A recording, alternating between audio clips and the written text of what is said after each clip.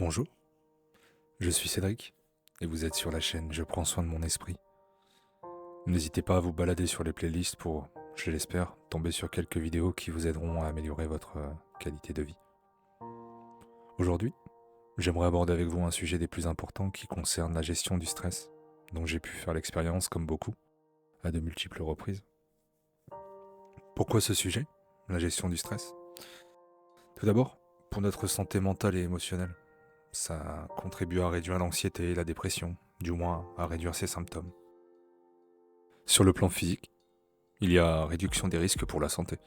Le stress chronique peut avoir un impact sur le système immunitaire, augmentant le risque de maladies cardiovasculaires, de troubles digestifs, etc. La gestion du stress peut améliorer le sommeil, puisque le stress peut perturber le sommeil. Cela peut favoriser donc un sommeil plus réparateur. On peut noter également une amélioration des performances. Un niveau de stress modéré peut être stimulant, mais un stress excessif peut nuire à la concentration et à la performance. Pour ce qui est des relations sociales, la gestion du stress aide à une meilleure communication. Le stress, forcément, peut affecter la manière dont nous interagissons avec les autres, et en gérant notre stress, nous pouvons améliorer nos relations. Enfin, sur la qualité de vie, gérer le stress permet de mieux faire face aux défis quotidiens et d'apprécier davantage les moments positifs. En bref, la gestion du stress contribue à une meilleure santé mentale et physique, améliore la productivité, renforce les relations sociales et améliore la qualité de vie globale. Et si nous définissions le stress?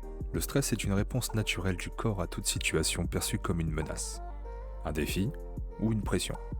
C'est une réaction physique et mentale qui prépare l'organisme à réagir face à une situation difficile ou dangereuse. Les effets du stress peuvent varier d'une personne à l'autre, mais ils peuvent influencer à la fois le corps et l'esprit de manière significative. On peut noter 4 effets principaux sur le corps.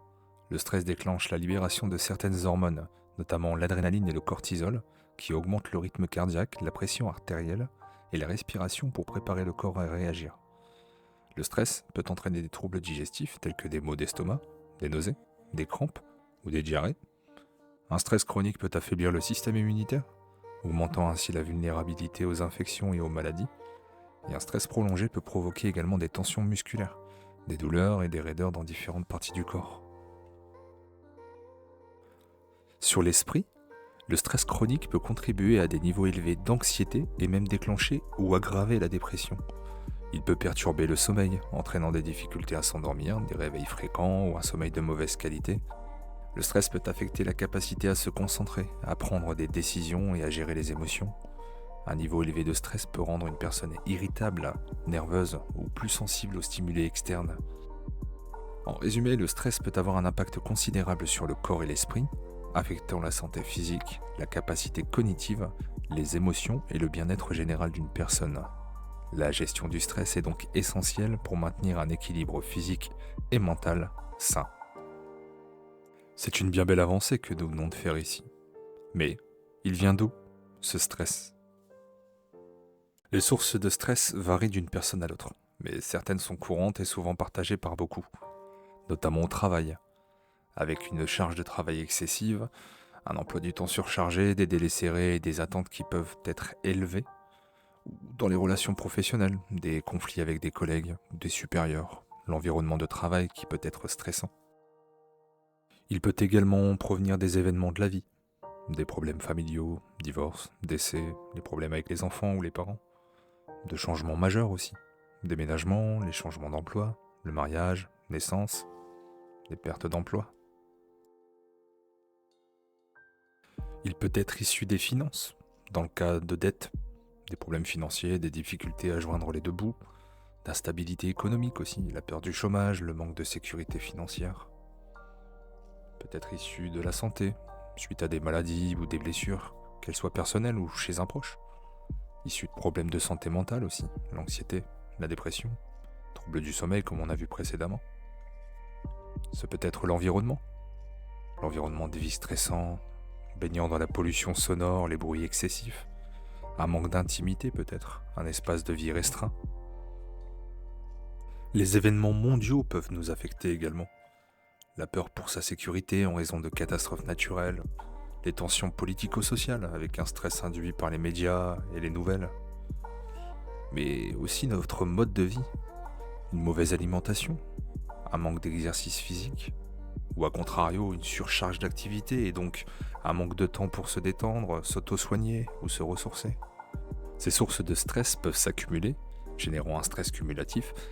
Reconnaître ces sources et travailler sur des stratégies de gestion du stress peut aider à réduire leur impact sur la santé mentale et physique. Maintenant qu'on sait d'où peut provenir ce stress, comment on peut apprendre à le gérer ? Eh bien, rassurez-vous, c'est possible. Il existe de nombreuses techniques efficaces pour gérer le stress. Pratiquez la respiration consciente. Prenez des respirations lentes et profondes pour calmer le système nerveux. La méditation.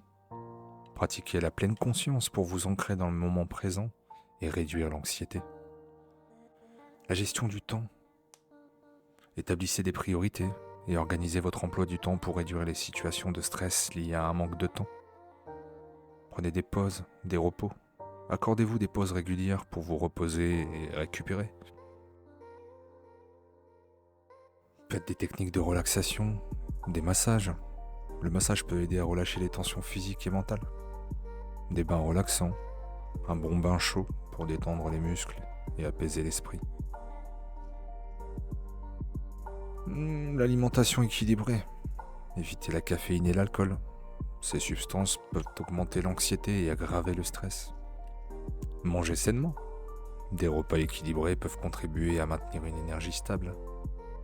La pratique d'une activité physique libère des endorphines qui réduisent le stress. Par exemple, le yoga ou le tai chi combinent les mouvements doux et respiration pour apaiser le corps et l'esprit. N'hésitez pas à user aussi du soutien social.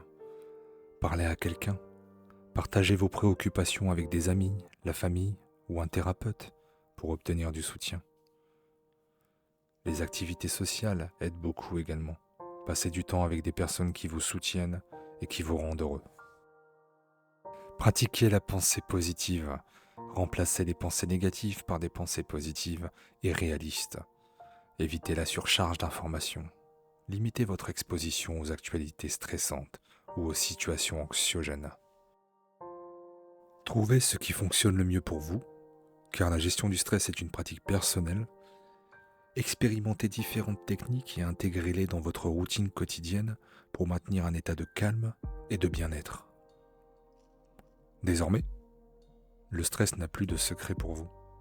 Vous savez l'identifier, le canaliser et le combattre. N'hésitez pas à faire part de vos expériences et situations en commentaire. Je vous lirai avec plaisir. De même, si vous souhaitez aborder des sujets particuliers, n'hésitez pas à m'en faire part, je ferai mon possible pour y répondre. En attendant, je vous souhaite un agréable voyage sur la chaîne et vous dis à très bientôt.